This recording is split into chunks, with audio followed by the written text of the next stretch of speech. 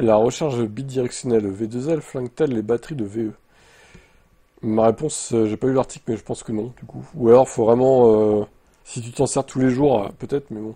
Une récente analyse montre que si la recharge bidirectionnelle ajoute bien des cycles de charge supplémentaires à votre VE, l'usure de la batterie n'est en réalité que très peu affectée. Bah, bien sûr.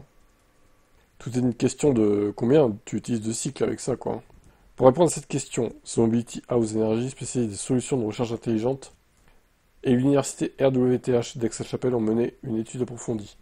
Leurs tests ont porté sur ce type de cellules cylindriques prismatiques souples, soumises à différents scénarios de recharge. L'objectif, c'est de mesurer l'impact de ces pratiques sur la dégradation des batteries sur une période de 10 ans.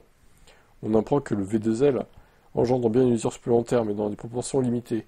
L'augmentation du vieillissement est estimée entre 1,7 et 5,8 points.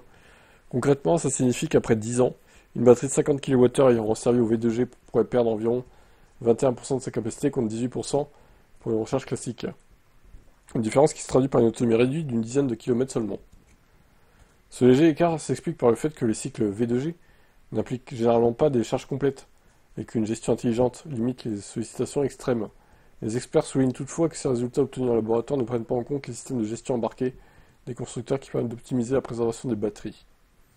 Une étude en conditions réelles pourrait donc encore moindrir l'impact du V2G sur les batteries. Les chercheurs se sont également intéressés à la recharge intelligente, V1G. Cette technique consiste à déclencher la recharge lorsque le réseau électrique est le moins contraint et lorsque les énergies renouvelables produisent de l'électricité. Selon eux, ce processus préserve mieux la batterie qu'une recharge classique. Le vieillissement de la batterie est réduit de 3,3 à 6,8 points en pourcentage.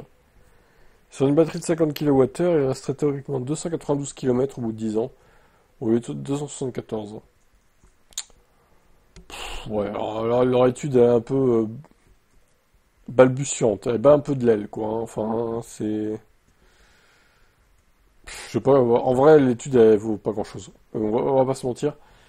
Moi, c'est surtout par rapport au kilowattheure que tu utilises, au nombre de cycles que tu utilises pour prélever l'électricité de la batterie. C'est tout, en fait. Ça se joue que sur ça, hein. Tu fais tes calculs, si tu vois que t'as...